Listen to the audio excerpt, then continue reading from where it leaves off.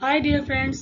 ये तो हम अक्सर कहते हैं, बातें करते करते वो एकदम से चुप हो गया, खाते खाते वो सो गया, बोलते बोलते हिचकी लग गई। जब इस तरह के वर्ड करते करते, खाते खाते, बोलते बोलते, रोते रोते, इन वर्ड्स को किस तरह ट्रांसलेट करेंगे, चले आए देखते हैं। खाते खाते वो सो गया। जब भी हम दो इस तरह के वर्ब यूज करते हैं एक साथ, खाते खाते, रोते रोते, सोते सोते, तो वहां पे हम लगाते हैं while eating.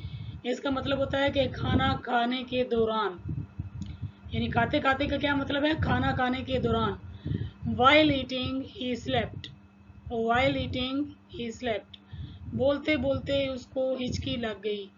While speaking he got hiccup, hiccup कहते हैं हिचकी लग जाना। While speaking he got hiccup, बातें करते करते। अब यहाँ पे भी हम वाइल लगाएंगे। While talking he stopped suddenly, वो एकदम चुप हो गया। While talking he stopped suddenly, रोते रोते वो बेहोश हो गया। वाइल वीपिंग, क्राइंग भी लगा सकते हैं आप। While weeping he got fainted, फेंट का मतलब होता है बेहोश हो जाना।